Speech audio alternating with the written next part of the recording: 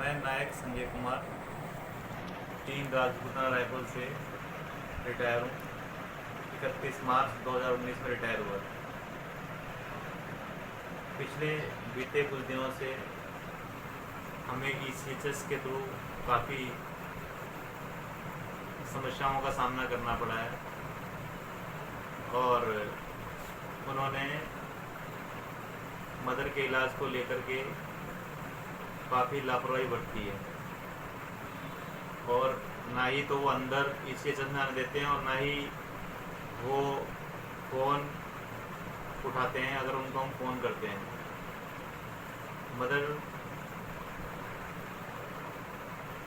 Mother को permanent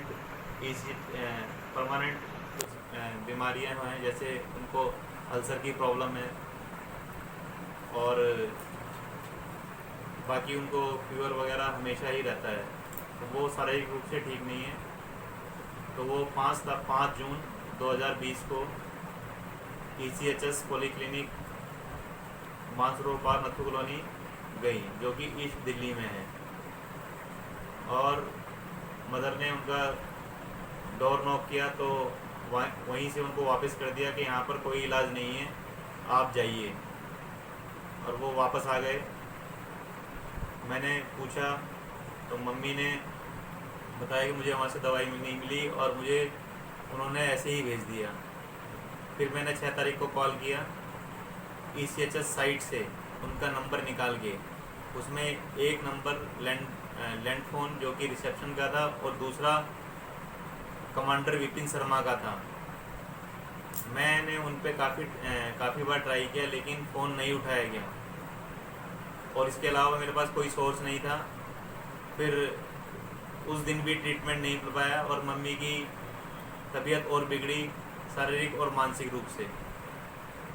फिर 9 तारीख को मैंने फिर बात करने की कोशिश की, 35-36 बार मैंने कॉल मिलाया लेकिन कॉल नहीं उठाया गया और बाद में बड़ी मुश्किल से कॉल उठा तो वहाँ बताया गया कि आपको यहाँ से कोई इलाज नहीं मिलेगा, आप सीधा जाइए आरा हॉस्पिटल जाइए, वहीं से आपका इलाज होगा, यहाँ पे कोई इलाज नहीं होगा, कोई आपको दवाई नहीं दी जाएगी। फिर मैंने उनसे सवाल किए तो उन्होंने मेरे पे वापस ब्लेम लगा दिया कि आप हमारे से बहस कर रहे हैं, लेकिन मैं उनसे विनती कर रहा कि मैं बहस नहीं कर रहा आपसे, आप मुझे पूरी इन्फॉर्मेशन दें कि किस कारण से आप ऐसा कर रहे हैं। लेकिन उन्होंने एक नहीं सुनी और फ़ोन काट दिया। उसके बाद फ़ोन नहीं उठाया और फिर कुछ दिन बाद मुझे मानसरोवर पार्क शाहदरा ईस्ट दिल्ली से पुलिस स्टेशन से मुझे कॉल आया कि आपके खिलाफ़ केस दर्ज किया गया है IPC के तहत। मैं जाके मिला पुलिस SI से, फिर जो भी फॉर्मेलिटी थी वहाँ मैंने की और वह वापस आ गया। मेरी मदर को अभी तक वहाँ से कोई ट्रीटमेंट नहीं मिला है। आज 27 तारीख हो गई है। 25 तारीख को मैंने दोबारा उनसे कांटेक्ट करने की कोशिश की तो मुझे ये बताया गया कि आपका जो कार्ड है उसको टेम्परेरी बेसिस पे ECHS east Delhi temporary basis पर उसको रिजेक्ट कर दिया गया है। अब आप बताइए, हम फौज में 17 साल का समय, अपना जो कीमती समय वहाँ दे के आए हैं और इस वक्त इस महामारी के दौर में हमारे पेरेंट्स का वहाँ पर इलाज भी नहीं हो पा रहा है, हमारे परिवार का, और हमारे खिलाफ मुकदमा और दर्ज किया जा रहा है। अब अगर मैं वैसे गया होता तो शायद वो मेरे को जूते मारते और मुझे शायद पुलिस को पकड़वा देते। वहाँ पर यही इलाज है कि भाई ये आपका इलाज हो गया, अब आप जाइए और आगे केस लड़ते रहिए, और आगे आपका कार्ड भी रिजेक्ट कर दिया गया है। अब बताइए मैं क्या करूँ? आप मेरी माँ से बात करिए, क्योंकि इनकी जो शारीरिक तबीयत पहले से बिगड़ी है, सुधरी नहीं है, और इसके जो जिम्मेवार हैं वो हैं कमांडर विपिन शर्मा, जो ईस्ट दिल्ली पॉलीक्लिनिक के हेड हैं। वो कोई भी जिम्मेदारी नहीं लेते अपनी कि मेरी जिम्मेदारी स्टाफ को चलाना, कैसे चलाना है, या फिर मैं लोगों से सही से ट्रीट करूँ, उनसे बर्ताव करूँ। नहीं, उनका बहुत रूड बिहेव है और वो बिल्कुल भी यहाँ के लिए फिट नहीं है। और उनकी वजह से आज हमें बहुत सारी प्रॉब्लम हो रही है। आप मेरी मदर से बात कीजिए।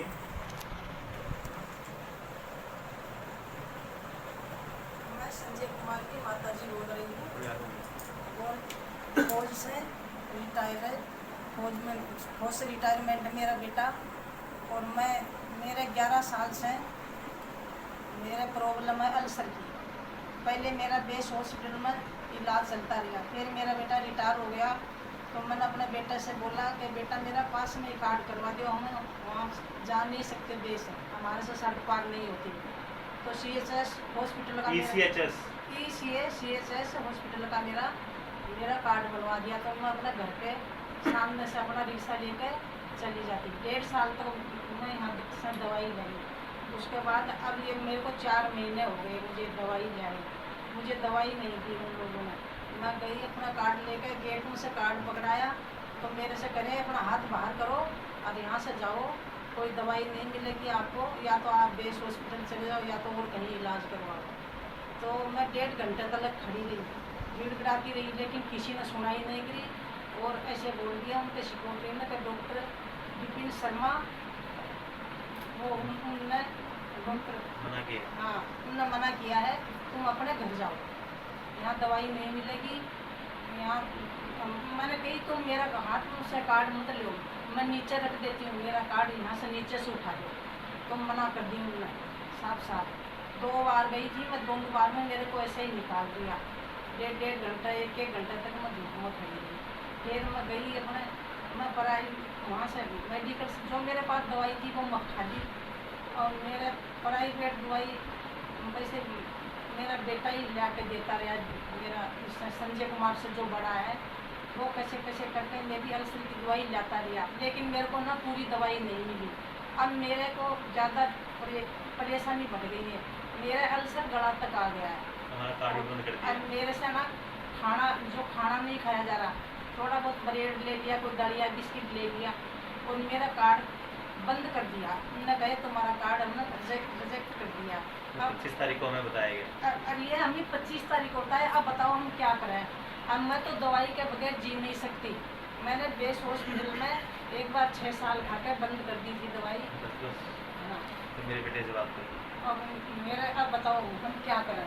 मुझे जो दवाई की बहुत जरूरत है, मैं जी नहीं सकती बगैर। अब आप मेरे को ये बताइए कि ये इतने इनको प्रॉब्लम है, ये किस तरीके से जी पाएंगे हैं? और उनको ये कमांडर विपिन शर्मा इस चीज़ को बिल्कुल लाइटली ले रहे हैं। उनको अपनी ड्यूटी से कोई मतलब नहीं है, उनको सिर्फ मतलब अपने ईगो से और अपनी फैसिलिटीज़ से। मुझे फैसिलिटीज़ मिलती रहे और मैं सिर्फ यहाँ पर पैसे लेने, सैलरी लेने के लिए बैठा हूँ और मेरा कोई काम नहीं है। इस तरीके से यहाँ के मेंबरों से व्यवहार किया जा रहा है। और मेरा कार्ड जो है इन्होंने किस बेस पे, टेम्परेरी बेसिस पे रिजेक्ट किया है? क्या इनके पास ये अथॉरिटी है? इन लोगों को अपॉइंट किया जाता है सिर्फ सेवा देने के लिए, ना कि हमारी सेवाओं को बंद करने के लिए। और मेरी मदर जो है 70 ईयर से अबव हैं। मैं इतने साल तो फौज में रहा, अब मैं आया, चलो कुछ समय परिवार के साथ बिताएंगे, आराम से रहेंगे, लेकिन जो 17 साल मैंने सेवा करी उसका मुझे ये सम्मान दिया जा रहा है यहाँ पे। किस तरीके से हमारी सेवाओं का हनन किया जा रहा है। तो मेरा भाइयों आपसे अनुरोध है कि मुझे न्याय दिलाएं और इस परेशानी से उबारें मुझे, ताकि मैं दोबारा से अपने पेरेंट्स का ट्रीटमेंट करा सकूं और उन्हें सही सुविधा मिल सके। धन्यवाद। सबका चैनल में आप सबका तहे दिल से स्वागत है। आप हमारे चैनल को सब्सक्राइब बटन दबाकर सब्सक्राइब कर सकते हैं। नोटिफिकेशन घंटी दबाने से आपको हर नए वीडियो की जानकारी YouTube ऐप पर तुरंत मिल जाएगी। पूर्व सैनिकों से संबंधित सही जानकारी प्राप्त करिए। YouTube के ऐप पर घंटी दबाइए और हमारे नए निराले वीडियोस का आनंद उठाइए।